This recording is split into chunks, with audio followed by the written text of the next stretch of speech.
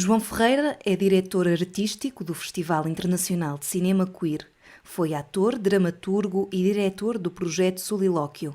Encenou e atuou na Hamlet Machine, de Hein Müller. João é autor premiado de 2 peças de teatro, publicou diversos artigos e participou em palestras e debates sobre queer, cinema e performance studies em Portugal, Espanha, Itália, Alemanha e Brasil. Entre 2004 e 2014 foi professor de estudos artísticos, teatro e cinema na Faculdade de Letras da Universidade de Coimbra. Watinta Bafazi, Watintim Bowoko, which means you strike a woman, you strike a rock. And that's what I grew up se parlent entre elles de leurs problèmes. Nothing can stop me in this mission, in this campaign of education. Des solutions. Estão a ouvir Conversas de Género. João, bem-vindo, como está? Bem, obrigado. Começo por perguntar-lhe o que é a cultura queer.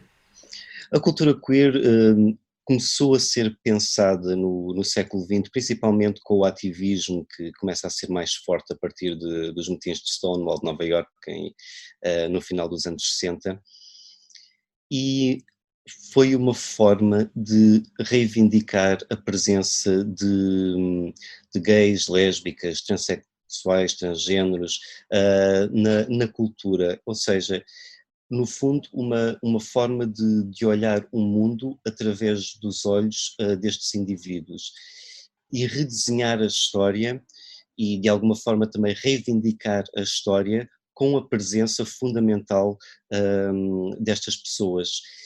E perceber também que a cultura queer tem o seu lugar e tem a sua função na própria construção de universos em termos artísticos, porque oferece uma visão que é diferente daquela chamada heteronormativa. E daí a importância desta cultura ainda hoje, e será sempre importante, porque oferece uma forma de olhar, de interpretar o mundo e também de representar o mundo através dos olhos desta população, destes indivíduos. Por que é importante dialogarmos sobre estes conceitos? Porque estes conceitos devem fazer parte do estruturante também de tudo aquilo que nós vivemos. Eles fazem parte não só da cultura, eles fazem parte da nossa vida social, económica, e não podem ser relegados, porque há uma tendência académica de olhar a história sempre de uma forma redutora, que é sempre, no fundo, um olhar patriarcal, branco, privilegiado sobre a história e sobre os fenómenos sociais. E a cultura queer, entre muitas outras culturas formadas por diversas minorias, oferece um olhar alternativo a isso. E é um olhar onde se esconde a verdade, porque é uma peça que faltou sempre durante séculos na construção dessa história. É visível a normalização de comportamentos LGBTI+, com a realização de festivais internacionais de cinema queer? Se tem visibilidade, tem. Tem visibilidade, não só tem visibilidade nos eventos em si, que são aqueles, digamos, que criados dentro de uma cultura LGBTI, mas essa própria cultura e esses objetos culturais eles neste momento são transversais a todos os outros fenómenos culturais, são indissociáveis neste momento, até porque há uma coisa, se por exemplo falarmos em cinema queer enquanto género, nós vamos perceber que sim, existe um cinema que é feito por indivíduos queer e muitas vezes direcionado para um público queer, mas enquanto género nós encontramos em toda a história do cinema, em todos os géneros cinematográficos, do terror ao melodrama, em toda a história do cinema, nós encontramos traços desse cinema queer.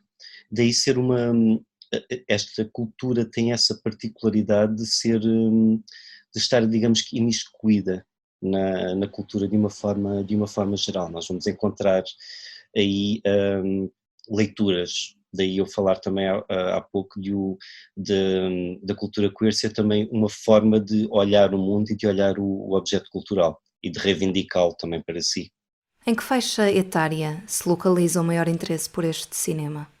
Neste momento é absolutamente generalizado, porque eu tomo como exemplo o Festival de Lisboa, que vai celebrar a 24ª edição, e o nosso público vai dos 18 aos 60, 70 anos, porque existem as pessoas que acompanham o festival desde o início e há um interesse generalizado.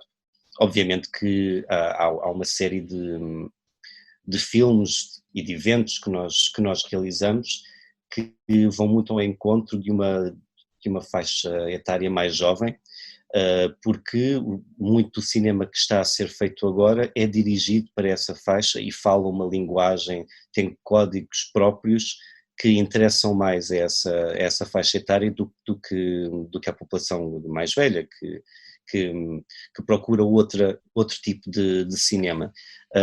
Mas é absolutamente generalizado, até porque é uma cultura com tantas expressões diferentes que tem essa que abarca qualquer idade.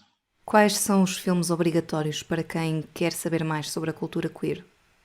Essa pergunta é sempre muito difícil de responder, precisamente porque cada um de nós, enquanto espectador e enquanto espectador queer, constrói a sua identidade a partir de determinadas referências e vai procurar essas referências em diferentes sítios. Aquilo que serve como referência para alguns poderá não servir para outros. Por exemplo, indo remotamente até aos anos 40, 50, o cinema que foi feito a partir do teatro do Tennessee Williams, por exemplo, foi fundamental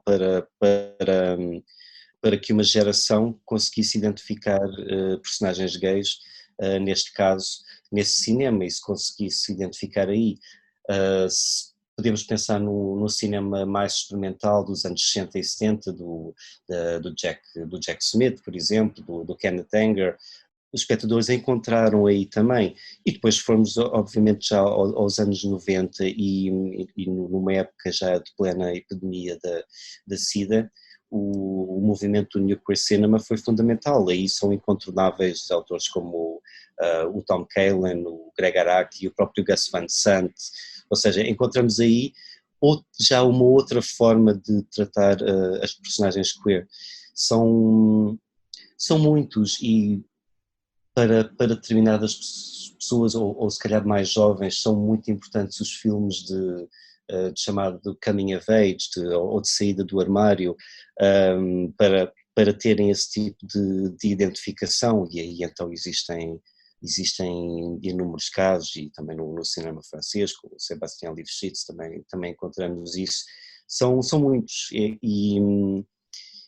e às vezes este cinema chega-nos de uma forma um bocadinho surpreendente. Às vezes vamos encontrar essa identificação onde menos esperamos.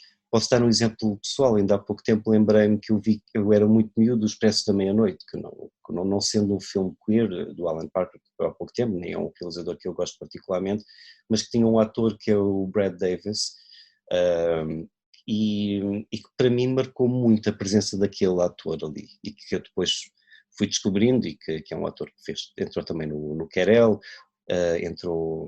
fez teatro de autores gay, e nós vamos construindo estas referências e estas redes também, conforme vamos crescendo e vamos procurando. Como é que tem evoluído o comportamento do espectador do cinema queer? Eu posso talvez traçar no início, quando este festival surge em 1997, ainda alguma vergonha, alguma relutância de muitos espectadores serem vistos num local onde achavam que iriam ser automaticamente apontados como sendo gays, lésbicas ou trans. Mas isso mudou muito, e mudou rapidamente. Não há é uma coisa que é absolutamente residual neste momento para os espectadores do festival. Não há qualquer problema, quer para espectadores queer, quer para espectadores hetero frequentarem o festival. A evolução que existe em termos de espectadores são evoluções geracionais que existem normalmente, ou seja, são diferentes formas. Há uma geração, por exemplo, pré-internet, pré-aplicações de telemóvel, e há uma geração já após, que já nasceu com estes recursos todos. Isso obviamente que oferece diferenças, mas isso é transversal a todos os espectadores. E é também é um desafio para nós procurar o cinema e os eventos que acompanhem também estas vontades. João, obrigada. Muito obrigado.